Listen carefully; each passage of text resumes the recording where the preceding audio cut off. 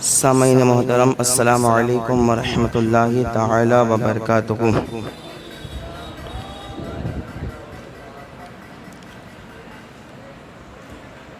نحمدہ ونصلی ونسلم علی رسولہ الکریم، اما بعد، اعوذ باللہ من الشیطان الرجیم، بسم اللہ الرحمن الرحیم۔ قال اللہ تبارک و تعالی فی القرآن المجید والفرقان الحمید، ولا تقولوا لمن يقتل في سبيل الله اموات بل احیاء ولکن لا تشعرون۔ آمنت باللہ، صدق اللہ العظیم۔ محبت کے ساتھ بارگاہ رسالت مآب صلی اللہ تعالی علیہ وسلم میں درود شریف پیش فرمائے۔ اللہ رب محمد صلی اللہ علیہ وسلم، نحن عباد محمد صلی اللہ علیہ وسلم، صلاۃ و سلام علیک یا رسول اللہ صلی اللہ تعالی علیہ وسلم۔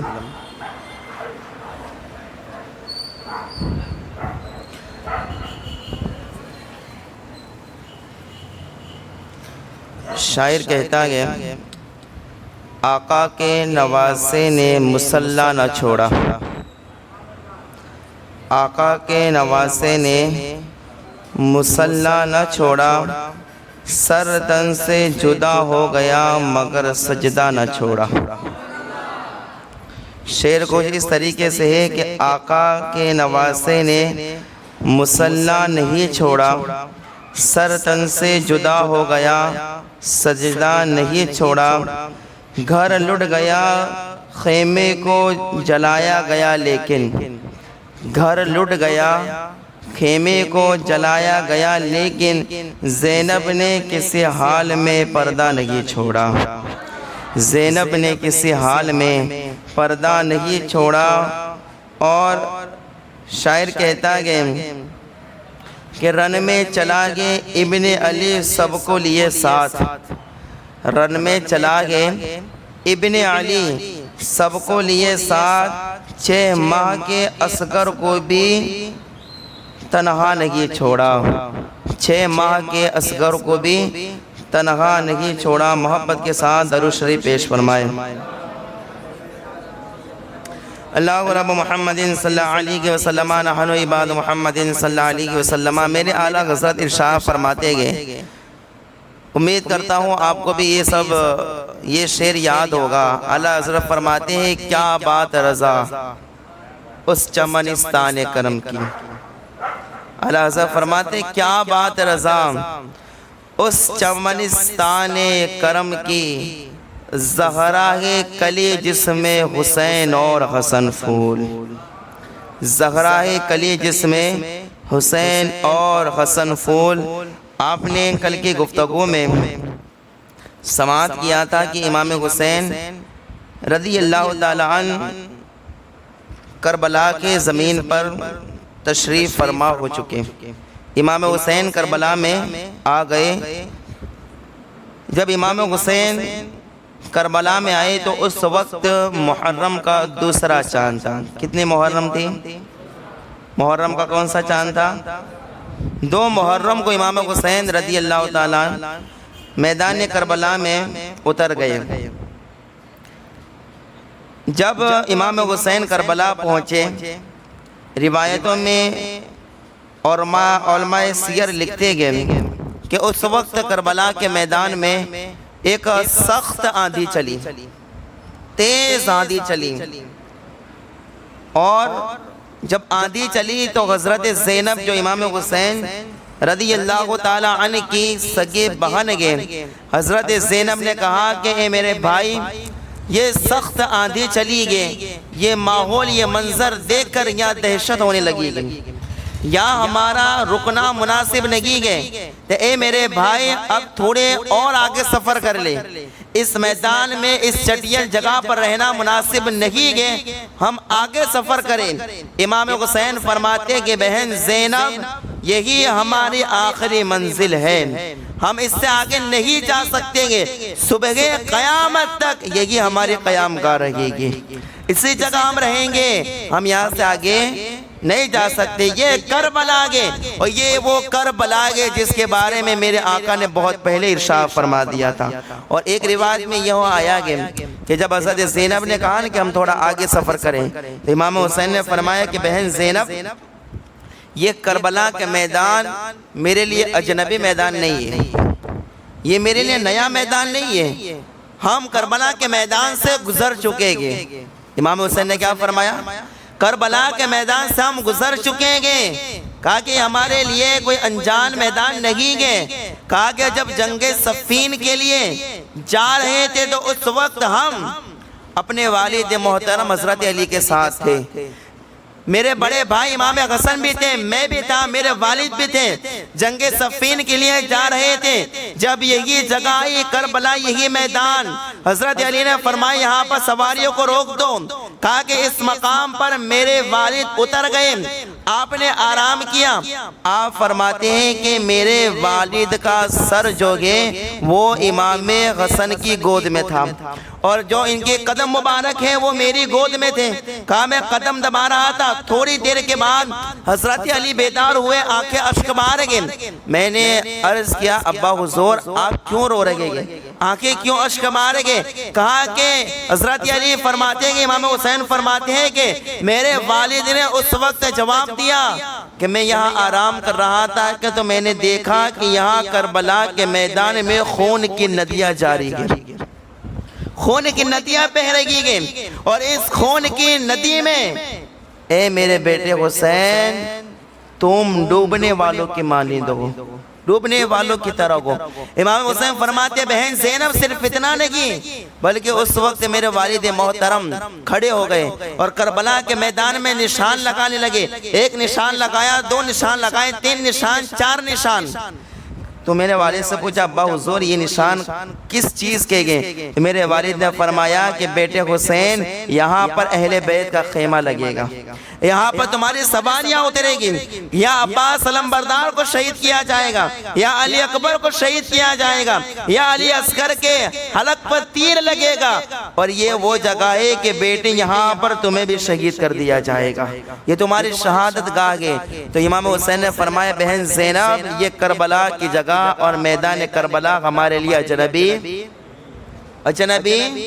نہیں ہے، یہ ہم پہلے دیکھ چکے گے، اس کربلا کے میدان سے گزر چکے، یہی ہمارے صبح قیامت تک کے لیے آرام گاہ ہے، اسی جگہ ہم رکیں گے، آگے نہیں جا سکتے۔ امام حسین کربلا میں رک گئے۔ کون سا چاند تھا؟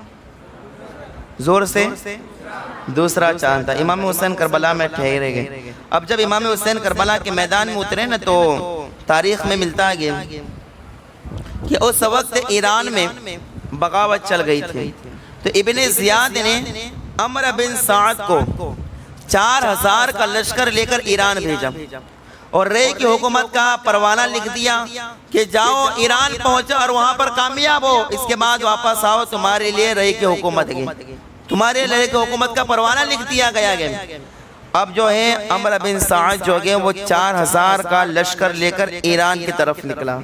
اب یہ کچھ ہی دیر آگے چلا تھا، کچھ ہی آگے چلا تھا کہ حور نے خط لکھ کر ابن زیاد کو مطلع کیا کہ ابن زیاد امام حسین چٹیل میدان میں اتر چکے گے، کربلا کے میدان میں اتر چکے گے، اور تھوڑی کی دور پر نہر فرات بھی گئے اور چٹیل میدان ہے، بڑی تیز دھوپ بھی ہوتی ہے وہاں پر، امام حسین کو ہم نے وہاں پر اتار دیا گیا۔ اب ذرا دیکھیں ابن زیاد نے نا عمرو بن سعد کو پھر خط لکھا اور پھر اس سے کہلوایا گیا کہ عمرو بن سعد اب 4000 کا لشکر لے کر ایران مت جاؤ، سیدھے کربلا جاؤ۔ کیا کہا؟ ایران کہاں جاؤ؟ کربلا جاؤ۔ اب جو یہ ہے نا سعد نے معاذ اللہ استغفر اللہ، سعد نے یہ عمرو جو حضرت سعد جو ہے سعد ابن ابی وقاص، وہ تو صحابی رسول ہیں، وہ تو اللہ کے رسول صلی اللہ علیہ وسلم کے صحابی گئے، وہ بڑے مقام، بڑے عزت، بڑے مرتبے والے گئے، لیکن جو ان کا بیٹا تھا اس کا نام تھا عمرو۔ کیا نام تھا؟ اب یہ 4000 کا لشکر لے کر جا رہا تھا، ایران کی طرف۔ اب ابن زیاد کا حکم آیا کہ ایران نہیں جانا گے، اب کہاں جانا گے؟ کربلا۔ تو اب جو ہے نا یہ 4000 کا لشکر لے کر کربلا کی طرف روانہ ہو گیا، اور ابن زیاد نے حکم دیا کہ امام حسین کے ساتھ وہاں پر جنگ کرنی گے، امام حسین کے ساتھ وہاں پر لڑنا گے۔ اب جو یہ امر تھا وہ امام حسین کی فضیلت شان سے واقف تھا کہ امام حسین کا مقام اور مرتبہ کیا گے، امام حسین کی شان کیا گے۔ تو امر نے پہلے جواب میں کہا ابن زیاد ان کے ساتھ میں جنگ نہیں کر سکتا، ان کے ساتھ میں نہیں لڑ سکتا، بالکل نہیں لڑ سکتا۔ تو ابن زیاد نے کیا کہا؟ ابن زیاد نے کہا کہ اگر نہیں لڑ سکتے، ان کے مقابلے میں نہیں جا سکتے، تو پھر جو وہ رئی کی حکومت کا جو پروانہ تمہیں دیا گیا ہے اس سے دستبردار ہو جاؤ، اس سے دور ہو جاؤ۔ رئی کی حکومت تمہیں نہیں ملے گی، میں کسی اور کو سونپ دوں گا، اور میں رئی کی حکومت اسے سونپوں گا جو کربلا کے میدان میں امام حسین کے ساتھ لڑے گا، اور تم نہیں لڑ سکتے ہو تو پھر یہ رئی کی حکومت سے دستبردار ہو جاؤ۔ اب کہتے ہیں نا لالچ، کیا کہتے ہیں؟ زور سے بولو، سبق بتا رہا ہوں۔ لالچ جو ہے نا، حریص ہونا، حرص، لالچ، یہ لالچ انسان کی زندگی کو تباہ اور برباد کر دیتی ہے۔ انسان چاہے کتنے بڑے مرتبے پر چلا جائے، انسان چاہے کتنا متقی اور پرہیزگار ہو جائے، لیکن اگر لالچ آ جائے تو سب میں زوال آ جاتا ہے، سب ختم ہو جاتا ہے۔ اس لیے انسان کے دل میں کبھی لالچ نہیں ہونی چاہیے، انسان کے دل میں کبھی لالچ، جس انسان کے دل میں لالچ ہو شیطان اس پر ہمیشہ سوار رہتا ہے۔ شیطان کہتا ہے کہ وہ میرے فندے میں آ جاتا ہے جس دل میں لالچ آ جاتی ہے۔ تو لالچ انسان شیطان کے زیر سایہ ہوتا ہے، اور جب شیطان چاہتا ہے بہکا دیتا ہے لالچی آدمی کو۔ اس لیے ہمیں حکم دیا گیا کہ لالچی مت بنو، حریص مت بنو، بننا ہے تو سخی بنو۔ سخی بننے کا حکم ہے، لالچی بننے کا حکم۔ لالچ انسان کو تباہ اور برباد کر دیتی ہے۔ یہاں عمر بن سعد کو دیکھیں، امام حسین کی شان سے واقف ہے، فضیلت کو جانتا ہے، لیکن مقابلے میں کون سی چیز جانے پر مجبور کر رہی ہے؟ زور سے بولو، کون سی چیز؟ رئی کی حکومت، لالچ اسے جانے پر مجبور کر رہی ہے۔ ایک روایت جو میں نے مکاشفۃ القلوب میں پڑھی، امام غزالی رحمۃ اللہ تعالیٰ علیہ لکھتے ہیں کہ کشتی نوح جب تیار ہو گئے نا، کشتی نوح، تو حضرت نوح علیہ السلام سب کو کشتی میں سوار کرنے لگے جوڑا جوڑا کر کے۔ تو کشتی میں ایک بوڑھا بھی تھا، تو حضرت نوح علیہ السلام نے دیکھا بوڑھے کو، تو کہا کہ یار تجھے تو میں نے سوار نہیں کیا، سب کو میں ہی سوار کر رہا ہوں، تجھے تو سوار نہیں کیا میں نے، تو کیسے کشتی میں آ گیا؟ تو وہ کہتا ہے کہ میں ابلیس ہوں، شیطان ہوں۔ تو حضرت نوح علیہ السلام نے فرمایا تو شیطان ہے، ابلیس تو میرے کشتی میں آیا کیسے؟ چلو اتر نیچے۔ تو اب وہ نیچے تو اترا، لیکن اس نے کہا کہ میرے پاس 5 ہتھیار ایسے گئے کہ اگر انسان متقی سے متقی ہو جائے، پرہیز سے پرہیزگار ہو جائے، لیکن 5 ہتھیار ایسے میرے پاس ہیں کہ میں ان کے ذریعے انسان کا فوراً شکار کر لیتا ہوں۔ کتنے ہتھیار بتایا اس نے؟ زور سے کہا 5 ہتھیار ایسے ہیں میرے پاس کہ انسان کا میں شکار کر لیتا ہوں۔ تو اب وہ ابلیس کہتا ہے کہ میں ان میں سے 3 بتاتا ہوں، ارے سوری، ہاں 3، کہا کہ میں 3 بتاؤں گا، 2 نہیں بتاؤں گا۔ کیا کہا اس نے؟ 3 بتاتا ہوں، 2۔ اب آدمی جو چیز چھپاتا ہے وہی چیز امپورٹنٹ ہوتی ہے، وہی چیز کیا ہوتی ہے بھائی؟ جو چیز خاص ہوگی، بالکل قریب ہوگی، انسان اسی کو چھپائے گا، اور جو چیز سے بہت زیادہ فائدہ نہیں ہوگا وہ انسان کیا کر دیتا ہے؟ ظاہر کر دیتا ہے۔ تو ابلیس کہتا ہے میں 3 بتاتا ہوں، یہ خاص 3 بتاتا ہوں، 2 نہیں بتاؤں گا۔ تو اللہ تعالیٰ نے حضرت نوح علیہ السلام پر وحی نازل فرمائی اور کہا کہ اے میرے بندے نوح، ابلیس شیطان سے کہو 3 مت بتا، 2 ہی بتا دے۔ کیا کہا؟ وہ جس چیز کو چھپانا چاہ رہا تھا نا، اسی چیز کو اللہ تعالیٰ نے فرمایا تو ظاہر کر دے۔ حضرت نوح علیہ السلام سے فرمایا اے بندے نوح، تم اس سے کہو کہ 3 مت بتا، 3 جانے دے، 2 ہی بتا دے۔ تو حضرت نوح نے ابلیس سے کہا کہ اچھا چل 3 چھوڑ، 2 ہی بتا۔ تو وہ ابلیس کہنے لگا کیا بات ہے 3 نہیں سننی ہے؟ کہا 3 زیادہ ہے 2 کم ہے، 3 سنو گے فائدہ زیادہ ہوگا۔ حضرت نوح علیہ السلام کو پتا تھا کہ جو 3 چیزیں بتا رہے اس میں فائدہ کم ہوگا، 2 بتائے گا اس میں فائدہ زیادہ ہوگا، تبھی تو چھپا رہے تو اللہ تعالیٰ کی ذات پہ اتنا بھروسہ تھا، کہا نہیں 2 بتا 3 چھوڑ۔ تو وہ اب شیطان کیا کہتے ہیں معلوم ہے کہ اچھا ٹھیک ہے چلو 3 چھوڑتا ہوں 2 بتاتا ہوں۔ 2 یہ ہے کہ جب انسان کے اندر لالچ آ جاتی ہے تو میں اس کا فوراً شکار کر لیتا ہوں۔ شیطان کے ہتھیار میں سے ایک ہتھیار کیا آگے؟ زور سے بولو کیا آگے؟ لالچ۔ جب لالچ انسان کے اندر آ جاتی ہے تو شیطان سوار ہو جاتا ہے، اور جس دل میں اور جس انسان کے پاس لالچ ہو اسے کبھی پتہ نہیں چلتا کہ میرے پاس حلال کا آ رہا ہے کہ حرام کا آ رہا ہے، کبھی نہیں پتہ چلتا اسے۔ جس کے دل میں لالچ آ جاتی ہے بس لالچ آ جائے تو آنے دے، حرام کا ہے وہ بھی آنے، حلال کا ارے وہ بھی آنے دے، سود ہے سود ارے اچھا وہ بھی آنے دے، جوا کا پیسہ ہے اچھا وہ بھی آنے دے، وہ شراب بیچ کے پیسہ کمائے اچھا وہ بھی آنے دے۔ کیا چیز قریب لاتی ہے؟ لالچ۔ تو انسان کے دل میں لالچ نہیں ہونی چاہیے۔ تو اب یہ جو تھا نا عمرو بن سعد، تو اب اس نے تو پہلے منع کیا کہ میں جنگ نہیں کر سکتا، لیکن پھر ابن زیاد نے کیا کہا کہ رہے کی حکومت چھوڑ پھر اس سے دستبردار ہو جا، تو پھر ٹھیک ہے مت لڑنے کے لیے جا۔ تو اب وہ کیا کہتا ہے نہیں میں لڑنے کے لیے جاؤں گا، میں جاؤں گا کربلا، امام حسین کے مقابلے میں جاؤں گا۔ تو اب پھر وہ 4000 کا لشکر لے کر بجائے ایران کے کہاں پہنچا؟ بولو کہاں پہنچا ہو؟ کربلا پہنچا۔ جب وہ کربلا پہنچا نا تو 4000 کا لشکر لے کر گیا۔ اس کے بعد جب ابن زیاد کو پتا چلا کہ یہ کربلا پہنچ چکا ہے، ابن زیاد نے اور سپاہی بھیجنا شروع کیے۔ بڑھتے یزیدی لوگ 22000 ہو گئے۔ کتنے ہو گئے؟ زور سے بولو کتنے؟ کربلا کے میدان میں یزیدی کتنے ہو گئے؟ 22000۔ اور حیرت کی بات یہ ہے کہ ادھر اہل بیت صرف 72 گئے۔ کتنے ہیں؟ اور ایک روایت کے مطابق 82، لیکن مشہور روایت جس میں قریب سب کا اتفاق ہے وہ کتنے؟ 72۔ ایک طرف 72 گئے، ایک طرف 22000۔ ذرا سوچئے کربلا کا کیا منظر ہے، ایک طرف کتنے ہیں اور دوسری طرف 22000۔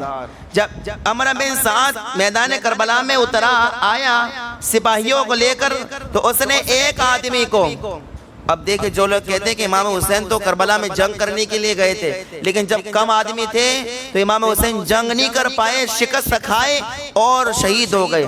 حالانکہ وہ ساری روایات جھوٹی گئے اور لوگ جھوٹی باتیں کرتے گئے۔ ذرا اب تاریخ کی بات سنیں، اور یہ میں تاریخ طبری کے حوالے سے میں عرض کر رہا ہوں کہ جب وہ کربلا آیا سارے سپاہیوں کو لے کر، تو اس نے ایک آدمی امام حسین کی بارگاہ میں بھیجا، امام حسین کے پاس، کہا کہ جاؤ امام حسین سے پوچھو کہ کربلا کیوں آئے وہ؟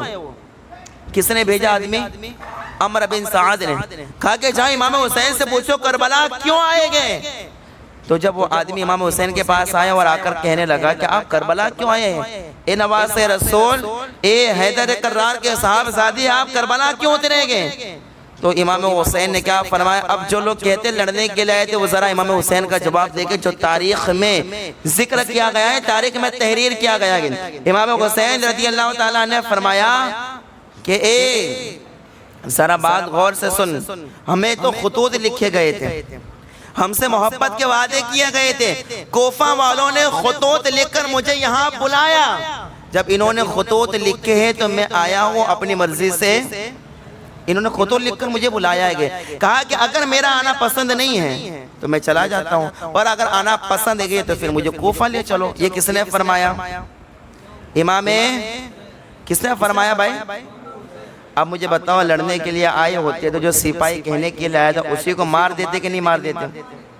لیکن مارا آپ نے، جواب کیا دیا؟ میں تو خطوط لکھ کر مجھے بلایا گیا ہے، ورنہ اگر آنا پسند نہیں ہے تو میں چلا جاتا ہوں۔ اب ذرا آپ دیکھیں امام حسین رضی اللہ تعالیٰ عنہ سے وہ سپاہی ساری باتیں لے کر پہنچا عمرو بن سعد کے پاس، اور جا کر کہنے لگا اے عمرو، امام حسین تو یہ فرما رہے ہیں کہ اگر میرا آنا یہاں پسند نہ ہو تو میں یہاں سے واپس لوٹ جاتا ہوں، اور اگر آنا پسند ہو تو میں آ گیا ہوں، کہا کہ کوفہ والوں نے خطوط لکھ کر بلایا گیا۔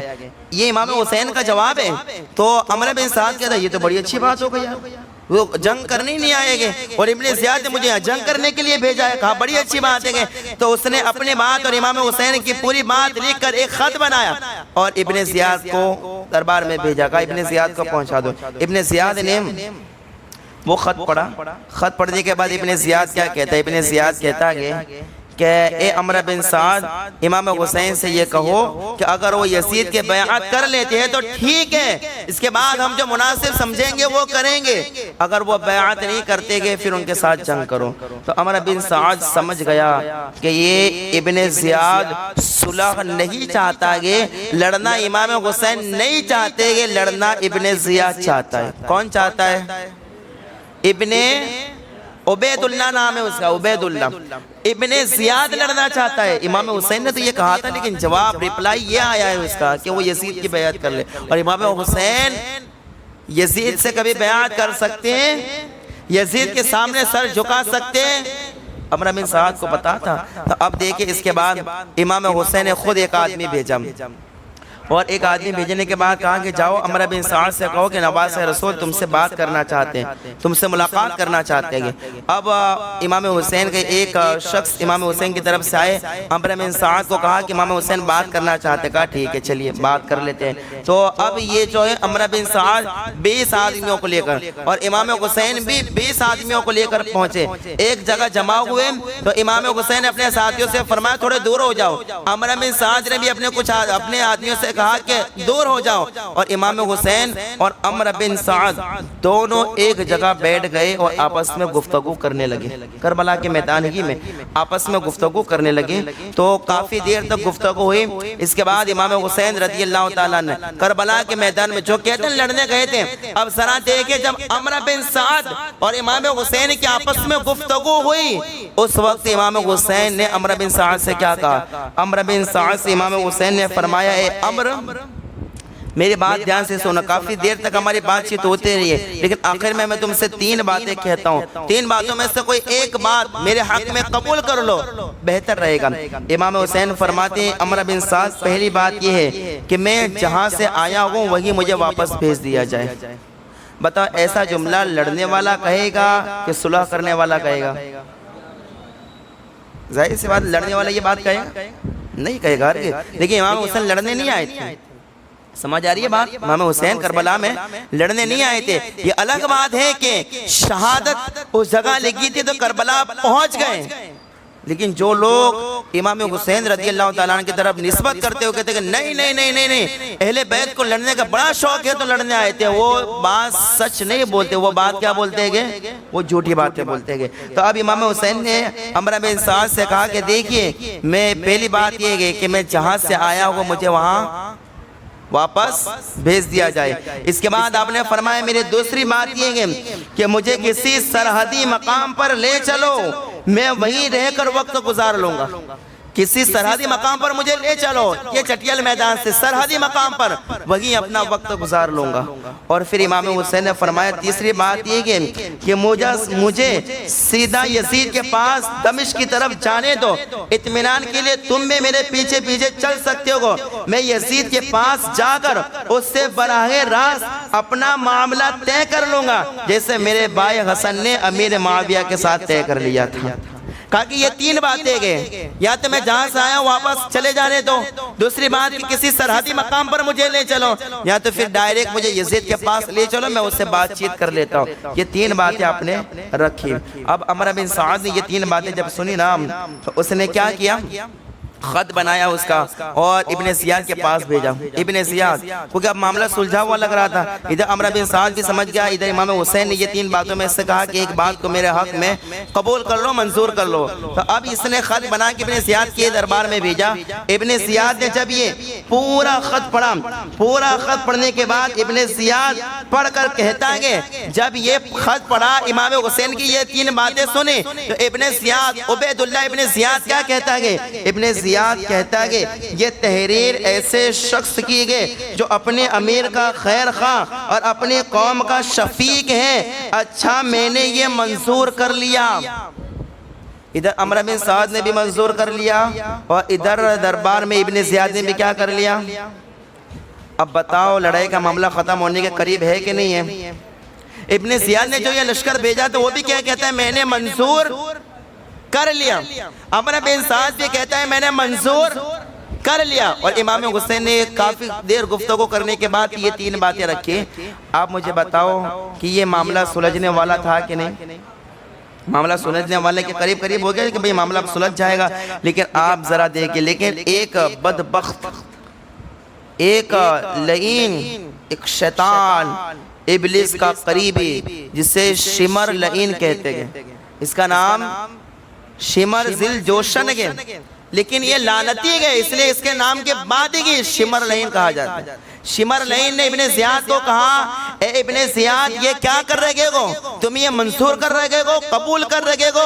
وہ تمہاری زمین پر اترے ہوئے گے، اگر وہ واپس چلے گئے تو وہ ان کی طاقت اور ان کا غلبہ ہو جائے گا، وہ جیت جائیں گے، اور اگر تم نے انہیں واپس جانے دیا تو تمہاری ہار ہو جائے گی اور امام حسین جیت جائیں گے۔ اب لڑنے پر مجبور کس نے کیا؟ شمر لعین نے۔ کس نے کیا؟ زور سے بولے، کس نے کیا؟ ذرا سوچے کہ پوری کربلا برپا کرنے پر جس کا سب سے پہلا ہاتھ تھا نا، جس نے یہ ساری کربلا کا یہ رنگ رچایا، اس میں سب سے بڑا ہاتھ کس کا تھا؟ شمر لعین کا تھا۔ اس لیے وہ بدبخت ایسی ذلیل موت مرائیں کہ جب یزیدیوں کا انجام آئے گا تب میں انشاءاللہ تعالیٰ عرض کروں گا کہ یزید لوگوں کا انجام کیا ہوا۔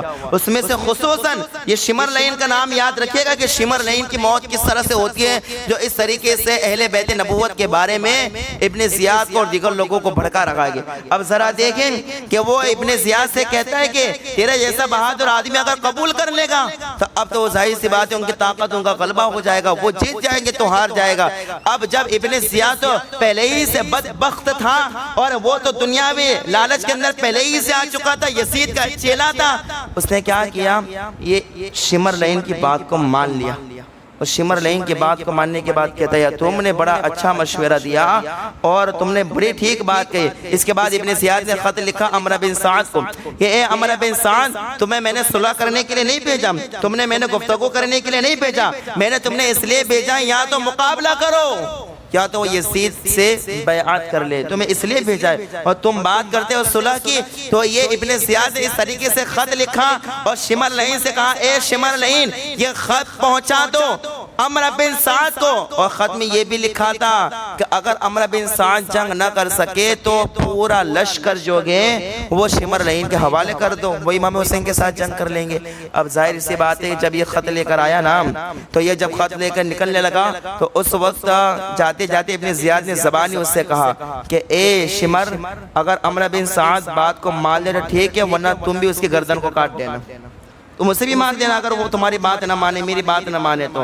اب یہ خط لے کر گیا تو عمرو بن سعد نے جب یہ خط پڑھا نہ تو یہ کہنے لگا اے شمر لعین یہ تیری ہی بدماشی ہو سکتی ہے، تو ہی ایسا کر سکتا ہے کہ معاملہ تو سلجھا ہوا لگ رہا تھا، جنگ کی کوئی صورت نظر نہیں آ رہی تھی، اللہ تعالیٰ نے اتفاق کی صورت کو پیدا کر دیا تھا، آگ کا شعلہ بجھ گیا تھا، لیکن شمر لعین تو نے اسے بھڑکایا، تو نے اسے اور زیادہ اس میں آگ لگائی اور زیادہ بھڑکایا تو نے۔ ارے بدبخت، تجھے شرم آنی چاہیے کہ جو معاملہ سمجھنے والا گے اس کو تو اور بھڑکا رکھا گے۔ لیکن شمر لعین شیطان تھا نا ایک نمبر کا، اس نے کہا مجھے یہ سب باتیں نہیں سننی، سیدھے سیدھے کو امام حسین سے جنگ کرتے ہو، نہیں کرتے تو لشکر میرے حوالے کرو، لشکر کیا ہے میرے حوالے کر دو۔ اب اللہ کو اکبر دیکھیں تو عمرو بن سعد کیا کہتا ہے؟ عمرو بن سعد کہتا ہے نہیں نہیں نہیں، لشکر تو تیرے حوالے نہیں ہوگا، کیونکہ عمرو بن سعد بھی تو لالچی تھا، وہ بھی تو دنیا پرست تھا، وہ بھی تو دنیا داروں کے آگے جھکنے والا تھا، یزید کا چیلا تھا، ابن زیاد کا غلام تھا، تو اس نے بھی کیا کیا؟ عمرو نے کہا کہ نہیں تیرے حوالے نہیں کروں گا، میں خود جنگ کرنے کے لیے جاؤں گا۔ اس کے بعد اب یہ کون سا دن ہے؟ یہ 9 محرم کا دن، کون سا دن آیا؟ یہ پورے 2 محرم سے لے کر 8 محرم تک تو اسی طریقے سے بات چیت گفتگو چلتی رہے گی، اس لیے کہ جناب جو خط لے کے ابن زیاد کے دربار میں جہاں جایا جاتا تھا، کوفہ اور کربلا تھوڑی دور دور جگہ تھی اور اس وقت مطلب آنے جانے میں دیر لگتی تھی، تو اس لیے وہ 2 محرم سے لے کر 8 محرم تک تو گفتگو کا سلسلہ جاری رہا۔ 9 محرم کو شام کے وقت ابن زیاد نے عمرو بن سعد نے حکم دیا سپاہیوں کو کہ جاؤ امام حسین پر حملہ کرو، اہل بیت پر حملہ کرو، اب یہ سارے سپاہی جو گئے وہ شام کے وقت امام حسین کے ساتھ لڑنے کے لیے، جنگ کرنے کے لیے جانے لگے۔ بالکل آخر کی طرف آ رہا ہوں، دیکھیں کہ اب جنگ کی ابتدا کیسے ہو رہی ہے۔ جنگ کی شروعات کون کر رہا ہے؟ امام حسین کر رہے ہیں کہ یزیدی کر رہے ہیں؟ زور سے بول دو، یزیدی کر رہے ہیں، یزیدی جنگ کی شروعات۔ اب یہ شام کو 9 محرم کے دن یہ سپاہی پہنچے، تو اس وقت شام کے وقت امام حسین نماز عصر ادا کرنے کے بعد آپ جو ہے تلوار سے ٹیک لگا کر گھٹنوں پر سر رکھ کے آپ آرام کر رہے تھے۔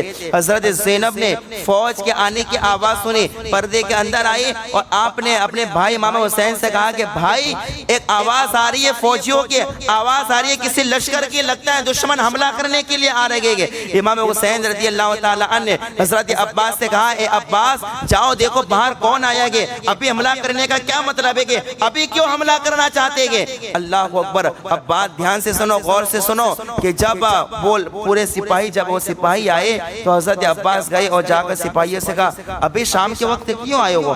آج 9 محرم ہے، شام کا وقت، ابھی کیوں آئے ہو؟ تو وہ سپاہی کہتے گے ابن زیاد کا حکم ہے یہاں تو تم امام حسین سے کہو کہ یزید سے بیعت کر لیں، یا تو یہ کہ لڑنے مرنے کے لیے تیار ہو جائے۔ حضرت عباس آئے اور آنے کے بعد کہا کہ اے نواز رسول، سپاہی تو یہ کہہ رہے کہ ابن زیاد نے لڑنے کا حکم دیا ہے، عمرو بن سعد نے لڑنے کا حکم دیا گیا۔ تو اب جو گئے امام حسین کیا فرماتے ہیں، یہ 9 محرم کی شام گئے، تو اب رات کون سی ہوگی؟ بولو 9 محرم کی شام ہے تو پھر رات کون سی؟ تو اس 10ویں رات کو کیا کہتے ہیں؟ زور سے ہاں سمجھ رہے ہیں ماشاءاللہ۔ تو 9 محرم کی شام رات ہوگی، دن مغرب بعد دن بدل جائے گا، تو وہ رات کون سی ہو جائے گی؟ عاشوراء کی رات ہے۔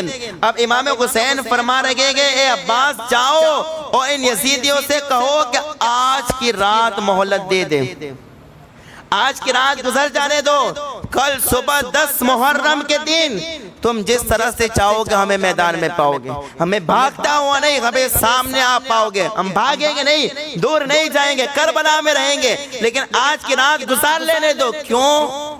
اس لیے کہ آج کی رات ہم توبہ کر لیں، استغفار کر لیں، نماز پڑھ لیں، قرآن پڑھ لیں۔ امام حسین فرماتے ہیں عباس میرا رب خوب جانتا ہے کہ میرے محبوب کے نواسے کو نماز سے کتنا پیار گے، قرآن پڑھنے سے کتنا پیار گے، توبہ استغفار کرنے سے کتنا پیار گے۔ کہا کہ آج کی رات مہلت دے دو، صبح ہم جیسا پاؤ گے ویسے ہم تیار ہو جائیں گے۔ اب سپاہیوں نے یہ حضرت عباس آئی یہ کہا، سپاہیوں نے منظور کر لیا ٹھیک ہے۔ اور پوری رات امام حسین رضی اللہ تعالیٰ بالکل قریب ہونے کے ختم ہونے کے قریب، ذرا غور سے توجہ کے ساتھ سنیں، جب یہ سپاہی چلے گئے نا تو امام حسین رضی اللہ تعالیٰ عنہ نے اپنے ساتھیوں کو جمع کیا، اور جمع کرنے کے بعد ارشاد فرمایا اے میرے ساتھیوں دیکھو کل 10 محرم گئے اور ہمیں شہید کر دیا جائے گا، 10 محرم ہے کل، پانی تو 3 دن سے بند کیا ہی گیا گے، بھوکا تو 3 دن سے رکھا ہی گیا گے، لیکن کل 10 محرم کے دن ہمیں شہید کیا جائے گا، ہمیں مارا جائے گا، قتل کیا جائے گا۔ تو اے میرے ساتھیوں اگر تم میں سے کوئی جانا چاہتا ہے چلا جائے، میری طرف سے کوئی الزام، بولو میری طرف سے کوئی الزام نہیں ہے۔ امام حسین نے جب ساتھیوں سے کہا تو دوستو ساتھی بناؤ تو ایسے بناؤ، ساتھی ہو تو ایسے ہو جیسے امام حسین کے تھے۔ اسی لیے تو دشمنوں نے بھی کہا تھا کہ اگر انگریز اگر لاکھوں کیوں نہ ہوتے، لیکن اگر امام حسین کی طرح اگر 72 ساتھی مل جاتے تو پورے انگریزوں کا مقابلہ ہم لوگ کر لیا کرتے۔ امام حسین کی طرح ساتھی تو ملتے ذرا ہمیں، امام حسین کے ساتھی دیکھیں کربلا میں عاشوراء کی رات صبح میں شہید ہونا ہے سب کو پتا ہے، لیکن پہلے تو آپ کے بھانجے آپ کے شہزادوں نے لیکن آپ کے بھائیوں نے یک زبان ہو کر کہا اے نواز رسول ہم مدینہ سے اس لیے آئے تھے، نگی نگی اے نواز رسول ہم اپنی جان کو آپ کے نام پر قربان کر دیں گے، لیکن آپ کا ساتھ چھوڑ کے جانے والے نہیں ہیں، آپ کا ساتھ نہیں چھوڑ سکتے، ہم آپ کے ساتھ رہیں گے۔ اور ان میں سے ایک ساتھی اور کھڑے ہوتے ہیں جن کا نام ہے کہ حضرت مسلم بن اوسجا، وہ ساتھی تو کھڑے ہوتے ہیں اور کہتے ہیں اے نواز رسول آپ یہ کہتے ہیں کہ ہم آپ کو چھوڑ کے چلے جائیں اور ہم آپ کا ساتھ چھوڑ دیں؟ مسلم بن اوسجا کہتے ہیں اے نواز رسول میں تو یہ چاہتا ہوں کہ میں نیزوں کے ساتھ یزیدیوں کے ساتھ لڑوں یہاں تک کہ میرا نیزہ دشمنوں کے سینے میں ٹوٹ جائے، جب میرا نیزہ ختم ہو جائے ٹوٹ جائے تو میں تلوار تلوار کے ذریعے لڑتا رہو جب تک تلوار میرے قبضے کے اندر ہو۔ کہا کہ جب تلوار بھی ٹوٹ جائے تو میں پتھروں کے ذریعے یزیدیوں کے ساتھ لڑتا رہوں، میں یزیدیوں کے ساتھ، آپ کے دشمنوں کے ساتھ لڑتا رہوں گا اور آپ کے نام پر قربان ہو جاؤں گا، دین کو بچانے کے لیے شہید ہو جاؤں گا، لیکن آپ کا ساتھ چھوڑ کے جانے والا نہیں ہوں۔ کیا ساتھی گئے جب صبح میں شہید ہونا ہے تو یہ گواہی دے رہے ہیں ہم آپ کا ساتھ چھوڑ کے جانے والے ساتھی ہو تو ایسا ہو، ایسے ساتھی ہو، ایسے دوست بناؤ دوستو، ایسے دوست بے وفا دوست نہ بناؤ، ایسے دوست بناؤ جو غم میں بھی آپ کے ساتھ ہو، دکھ میں بھی آپ کے ساتھ ہو اور سکھ میں بھی ساتھ ہو۔ ایسے ساتھی بناؤ، ایسے ساتھی، ایسے نام کے ساتھی نہ بناؤ۔ ہر وقت ہر لمحہ دین کی خدمت کی بات ہو تب بھی آپ کے ساتھ، اور دشمنوں سے مقابلے کی بات ہو تب بھی آپ کے ساتھ، حق بیانی سے کام لینا ہو تب بھی آپ کے ساتھ، اور جب جھوٹوں کے ساتھ مقابلہ کرنا ہو تب بھی آپ کے ساتھ ہو۔ ایسے ساتھی بناؤ لیکن جو موقع دیکھ کے پھسل جائیں، ماحول دیکھ کے گرگٹ کی طرح رنگ بدلیں، دوستوں میں کچھ اور جب سامنے کوئی اور دوست آ جائے تو رنگ اور بدل جائے۔ جیسے آج کل کا ماحول بھی بنتا جا رہا ہے اور آج کل جیسے دنیا میں ایسے ماحول بھی بنایا جا رہا ہے کہ معاذ اللہ لوگ اب گرگٹ کی طرح رنگ بدلنے لگے، بات کچھ اور کام کچھ اور کرنا ہوتا ہے، دوستوں میں کچھ اور بات ہے، وقت آنے پر کیسے گرگٹ کی طرح رنگ بدلتے کچھ پتہ ہی نہیں چلتا ہے۔ ایسے نہیں، دوست ایسے بناؤ ہر وقت آپ کے ساتھ رہے، ساتھ چھوڑ کے جانا نہیں چاہیے۔ امام حسین کے ایک اور ساتھی تھے جن کا نام تھا حضرت سعد بن عبداللہ، انہوں نے تو کیا کہا، وہ نواز رسول سے عرض کرتے گئے اے نواز رسول میں قتل کیا جاؤں، قتل کیا کرنے، جب میں قتل ہو جاؤں اس کے بعد میں زندہ کیا جاؤں، اس کے بعد مجھے پتا چلے کہ اب پھر مجھے مار دیا جائے گا، پھر جلا دیا جائے گا، جلا کے میری راہ کو اڑا دیا جائے گا۔ کہا کہ ایسا 70 مرتبہ میرے ساتھ ہو تو ایک بار نہیں، اگر 70 مرتبہ بھی ہو تو میں آپ کے نام پر اپنی جان کو قربان کر دوں گا، آپ کے نام پر جان قربان کر دوں گا۔ 70 مرتبہ ایسے ساتھ میرے ساتھ ہو کہ میں زندہ کیا جاؤں، جلا کے پھر راکھ بنا کے اڑا دیا جاؤں، لیکن آپ کا ساتھ چھوڑ کے جا سکتا نہیں۔ ایک آخری ساتھی جن کا نام ہے کہ حضرت زہیر بن قین، جو مقام سرو سے امام حسین کے ساتھ ہوئے تھے۔ حضرت زہیر کہتے گئے اے نواز رسول میں تو یہی چاہتا ہوں قتل کیا جاؤ زندہ کیا جاؤ، قتل کیا جاؤ زندہ کیا جاؤ، ایسے میرے ساتھ 70,000 مرتبہ ہو، اگر 70,000 مرتبہ زندگی ملے وہ ساری زندگی میں آپ کے نام پر قربان کر دوں گا۔ یہ ہے امام حسین کے ساتھی۔ عاشوراء کی رات امام حسین سے یہ کہہ رہے ہیں ساتھی ہو تو ایسے ہو، ہر لمحہ ساتھ ہو، ہر لمحہ حق بیانی میں بھی آپ کے ساتھ ہو، ہر لمحہ آپ کے ساتھ ہو، دین کی تبلیغ میں بھی آپ کے ساتھ ہو۔ ایسے ساتھی بناؤ ایسے کہ جب آپ نماز پڑھنے کے لیے آئے تو وہ بھی نماز پڑھنے آئے، آپ روزہ رکھو تو وہ بھی روزہ رکھیں، آپ سچ بولو تو وہ بھی سچ بولے۔ ایسے ساتھی بناؤ، ایسے ساتھی اور ایسے دوست نہ بناؤ کہ ہم نماز پڑھے اور وہ نماز پڑھنی نہ ہے، بلکہ ایسے دوست بناؤ کہ اگر وہ بے نمازی ہے تو آپ کی سنگت کی وجہ سے وہ بھی کیا ہو جائے، نمازی ہو جائے۔ سمجھ آ رہی ہے؟ ایسے ساتھی بناؤ۔ اللہ تبارک و تعالی ہم سب کو نیک ساتھی عطا فرمائے۔ امام حسین اہل بیت شہداء کربلا کہ اللہ تعالی سچی محبت نصیب فرمائے، اور اللہ تبارک و تعالی ہم سب کو حق باتیں سن کر حق باتوں پر عمل کرنے کی توفیق عطا فرمائے، اور بولنے سننے میں کوئی غلطی کو اللہ تعالی اپنے فضل و کرم سے معاف فرمائے۔ استغفر اللہ رب من کل ذنب واتوب الیہ۔ اقرأوا الفاتحہ۔